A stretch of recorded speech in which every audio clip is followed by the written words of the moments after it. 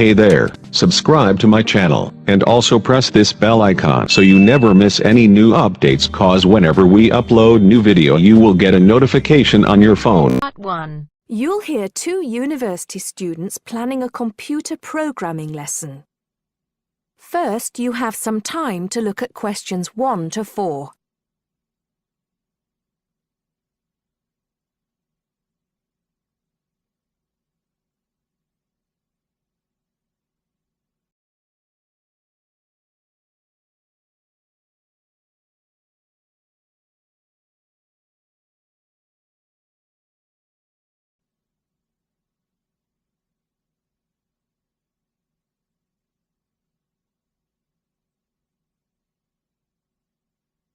Now listen carefully and answer questions 1 to 4.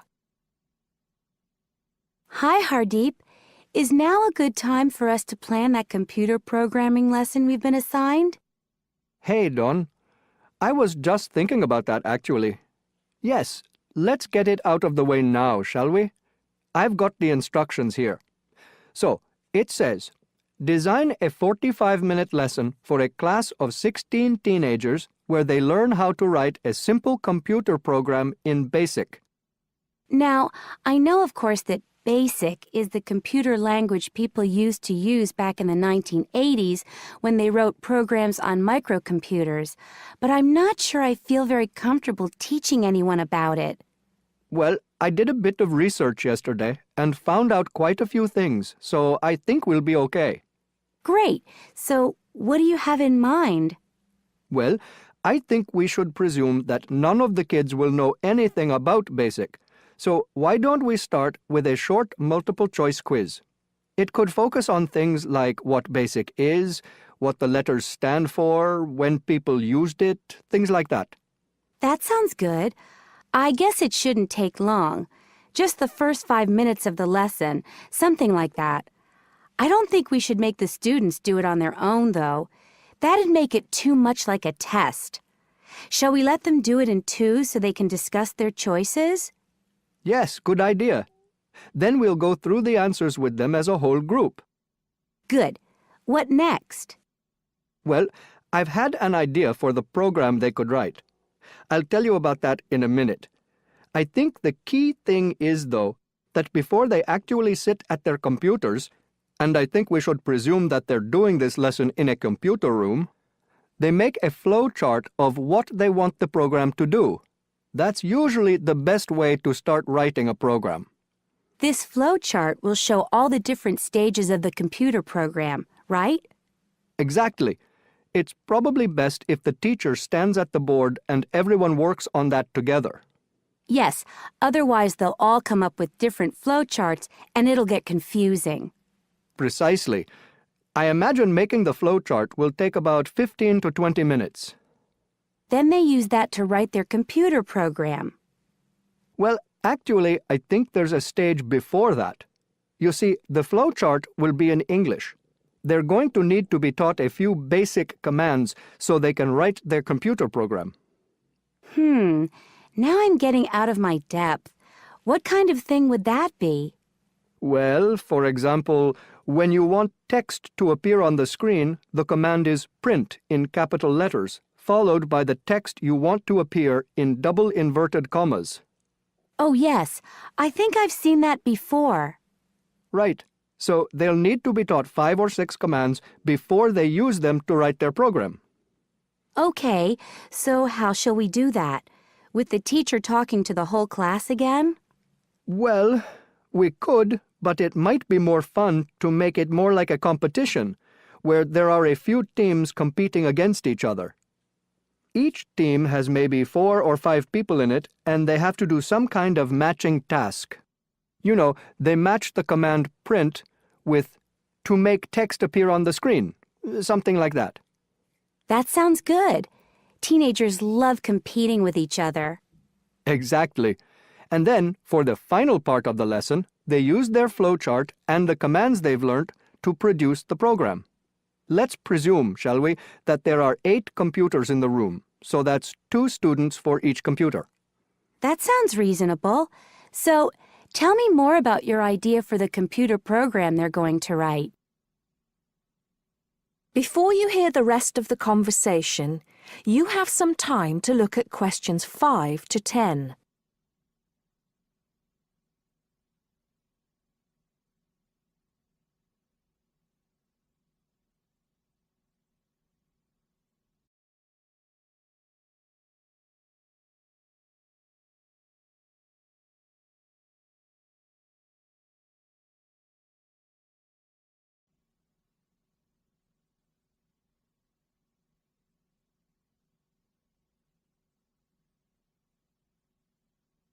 Now listen and answer questions 5 to 10. Okay, so it's a very simple program.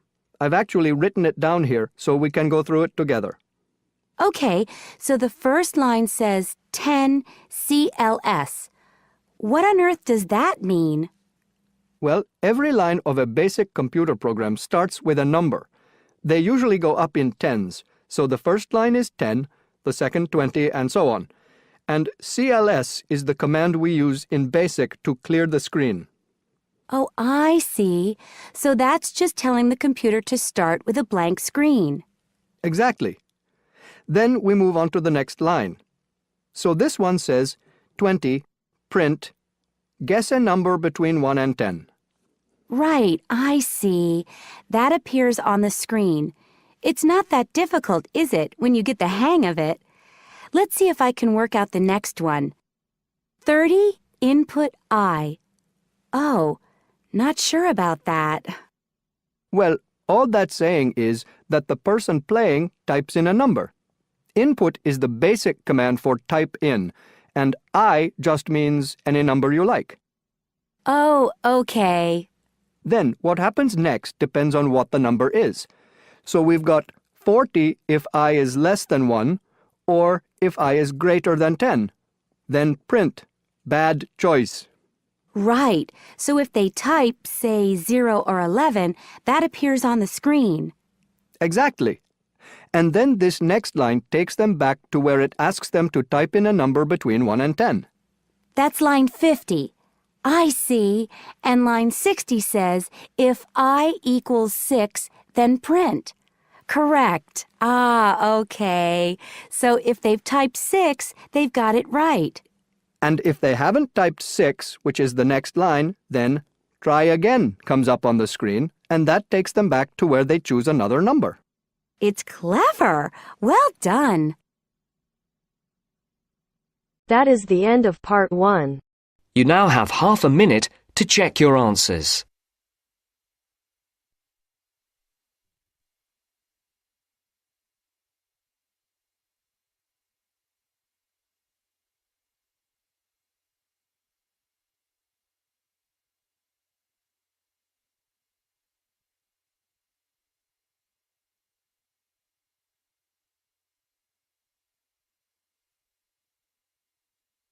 Now turns to part 2. Part 2. You will hear part of a podcast for visitors to the popular holiday region called the Trelaw Valley. First, you have some time to look at questions 11 to 14.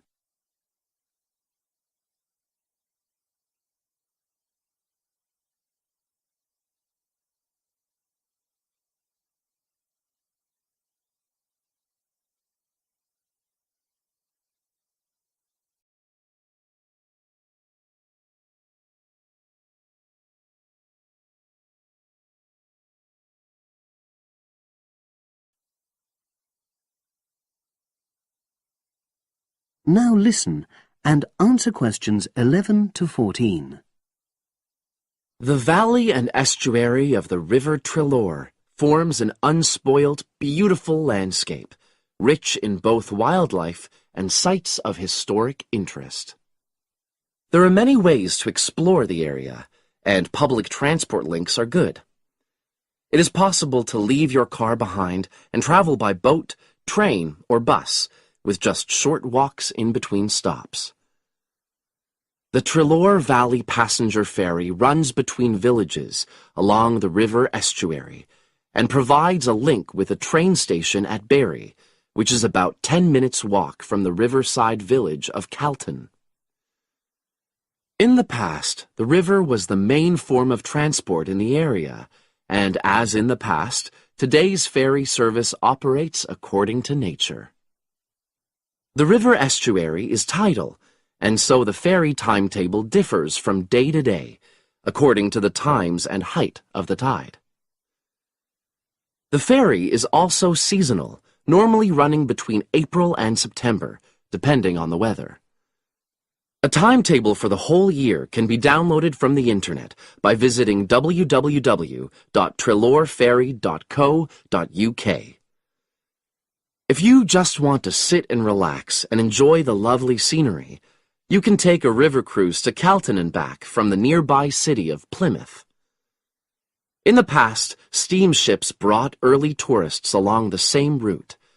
Queen Victoria and her family enjoyed such a trip in 1856. The journey is quicker these days. The round trip takes between 4 and 5 hours, depending on tides and weather. If you prefer, you can travel upriver by boat and return to Plymouth by train.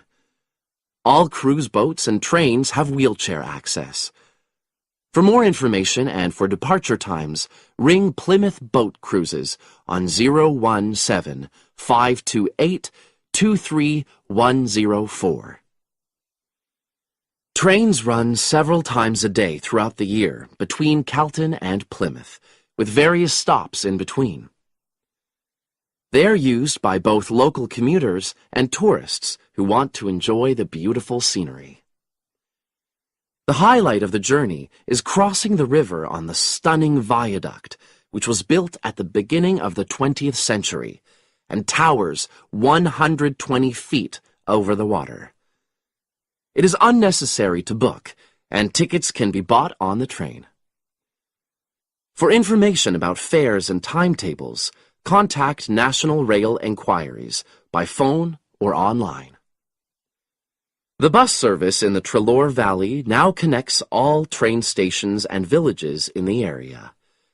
Especially for holidaymakers, there's a Rover ticket which can be used at weekends and on national holidays and allows unlimited journeys on those days. The Rover ticket provides great value for money and is now even cheaper than it was last year. An adult ticket costs £5.50 a day. Senior citizens can travel for £4.50, and a family ticket for up to 5 people costs just £12. Tickets can be bought on the bus. Now you have some time to look at questions 15 to 20.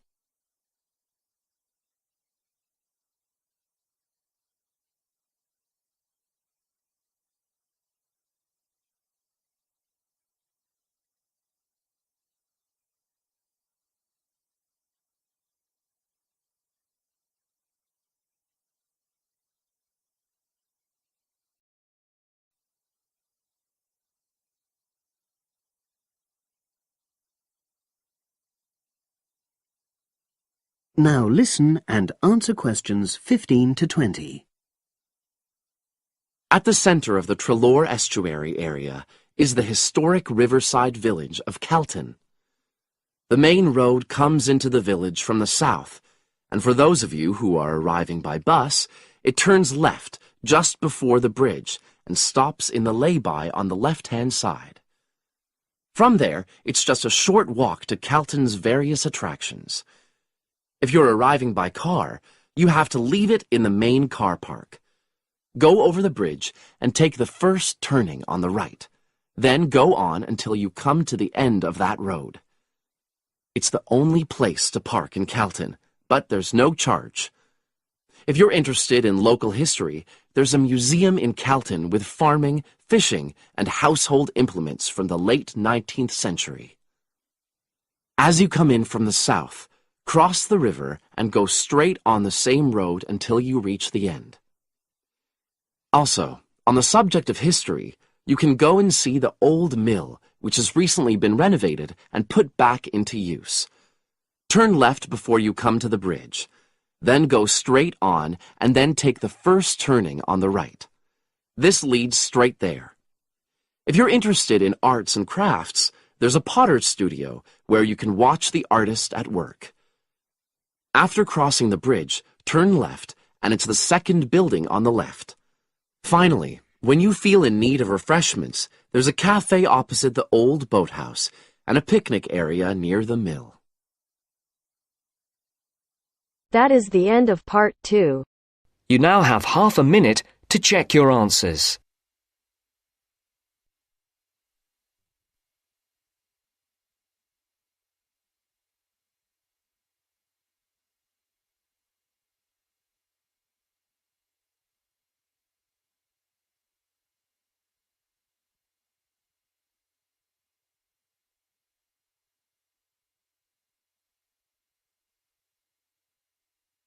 Now turns to part 3.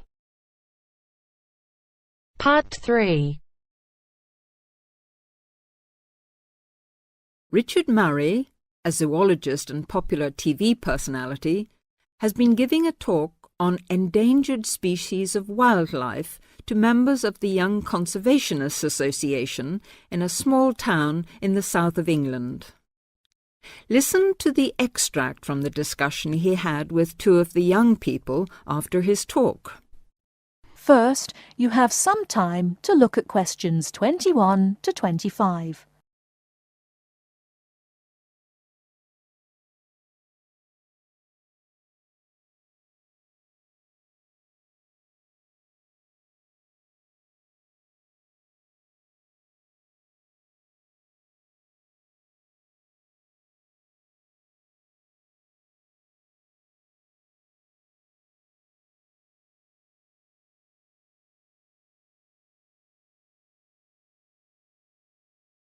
Now listen carefully and answer questions 21 to 25. What would you say, Mr. Murray, are the main reasons that so much of our wildlife will have died out by the end of the next few decades? Well, Tony, we can't of course rule out the effect of urbanization due to the spread of population. But apart from that, I believe there are 2 reasons which, in a way, are like the opposite ends of a piece of string. If you tie a knot in that piece of string, you end up with a circle, and whichever way you go round, it's going to turn out to be the same. I don't think I quite get that, Mr. Murray. Well, let's put it another way. It's rather like a film. You've got the good guys and the bad guys. They're pulling in opposite directions, but when it comes to the final showdown, it's hard to make out which is which. What are your 2 reasons, Mr. Murray? I call them greed and caring. Greed and caring? Yes, I know they don't seem to have much to do with one another, but think about it. The motive of greed is pretty obvious. In the course of the next few months, thousands of baby seals will be bludgeoned to death before they're even weaned from their mothers. What for? For the sale of their skins at inflated prices to please the vanity of a few and line the pockets of the killers. Crocodiles will be slaughtered to provide shoes and handbags for the rich. Gorillas, tigers, leopards and rhinos will be hunted for senseless sport or poached in defiance of regulations. Their skins, their horns, and their magnificent heads will be used as trophies to decorate someone's living room floor or walls. That's terrible. Yes, but it's not all. The whale, probably the most impressive and certainly one of the most intelligent sea mammals in creation, will be cruelly hunted and harpooned to make more money for the profiteers. The dolphin, the sailor's friend, will be indiscriminately battered to death at so much a head on the grounds that it is taking away the livelihood of a few fishermen by consuming the fish in its natural habitat. But surely, Mr. Murray, we do have to keep warm. We need whale oil and ambergris. Fishermen have to make a living.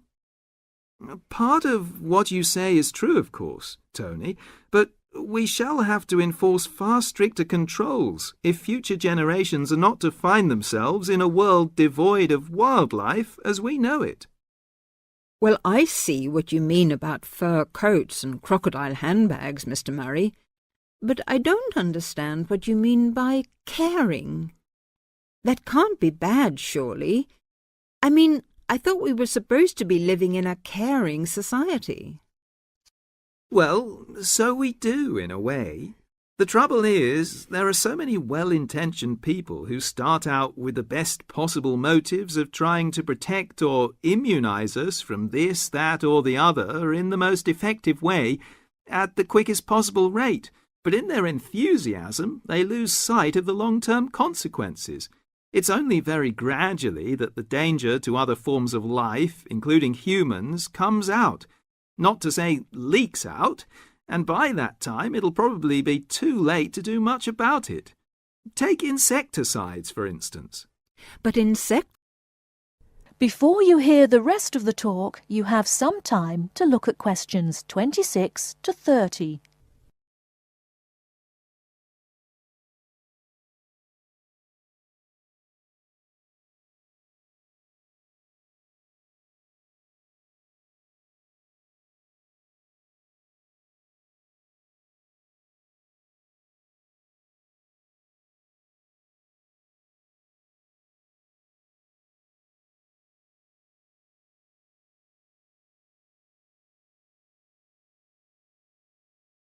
Now listen and answer questions 26 to 30. But insecticides protect crops from pests. They destroy disease-carrying mites and creepy crawlies like cockroaches. True, but nature has a way of developing her own immunity against insecticides and other pest controls, with the result that the biologists are driven to inventing stronger and stronger compounds, which, though they may annihilate the pest, nevertheless permeate the environment, are assimilated by plant and animal life, and become absorbed by the soil. Countless innocent creatures, the beaver or the mole, for example, are performing a useful task in the natural control. The alarming prospect is that as these poisons enter the foods we eat, and consequently our own systems, they'll find their way into the body of the pregnant mother and into her milk, offering incalculable risks to the unborn or newly born infant. In spite of all our technological expertise, our time is running out. We're virtually destroying ourselves. That is the end of part 3. You now have half a minute to check your answers.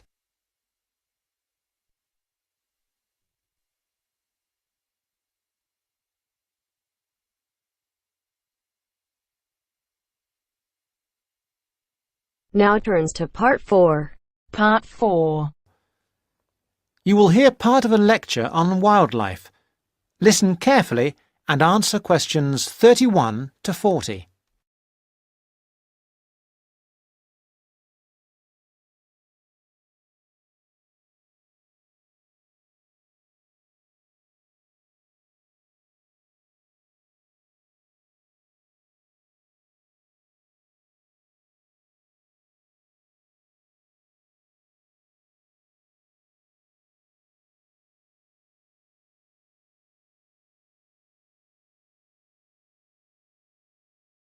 Thousands of exotic plants and animals have been introduced into the British Isles over thousands of years.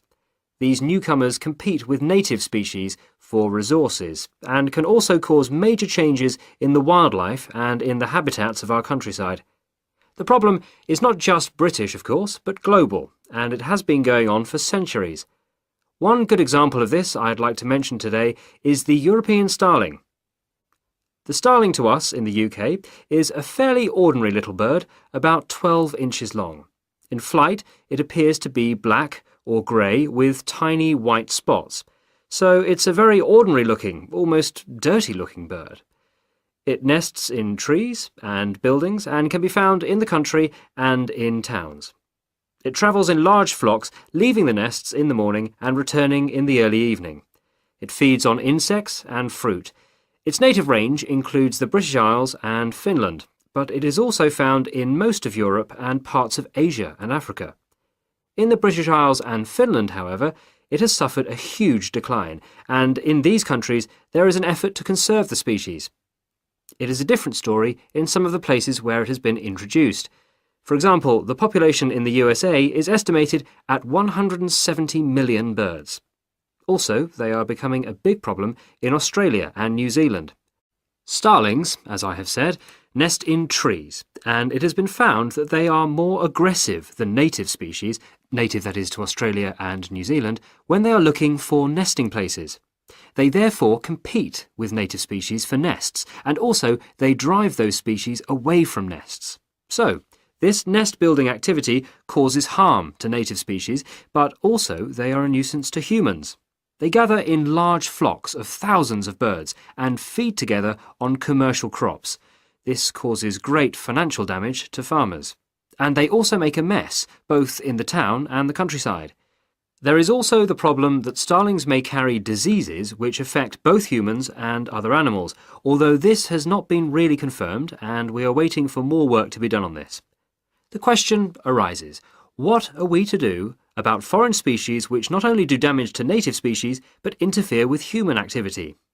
We have three approaches in theory, but usually it is not a free choice between them. Usually we have to do the best we can and that money will allow. The best approach, of course, is prevention, and many countries have passed legislation which attempts to limit or prevent the arrival of non-native species in their countries. In particular, there are many international regulations on how and where ships may pick up and deposit water, and this is a major contribution to preventing the accidental transport of fish and organisms by ship, since accidental transport by ship is a frequent cause of fish and other creatures going from place to place. Ports also have special areas where water can be deposited, and many of them have treatment facilities to kill any foreign species that may establish themselves in their waters. For fish and organisms that live in water, these international regulations are useful, but obviously not all species can be dealt with in this way. Sometimes it is simply too late for prevention. Then we have to consider eradication or management. By management, I mean that we have to decide how best to live with the new creatures and how to keep their numbers down. However, this becomes not only a scientific question, it can be a matter of choice what population level of an invasive species we want to maintain. This choice involves costs. There is the cost of living with the species, and there is the cost of managing the species over time, and species management is usually a long-term business without any foreseeable end. However, there is not just the economic aspect to this question. We can also consider the ethical point. How should we treat animals which we have, sometimes deliberately, introduced into the environment? Is it permissible just to exterminate a number of them convenient to ourselves? The most important decision has to be made in the political forum, whatever considerations go into the making of that decision. These questions are relevant also to the approach of eradication, which is another option, but which does not have an encouraging history. Many attempts have been made to eradicate introduced species. That is the end of part 4. You now have half a minute to check your answers.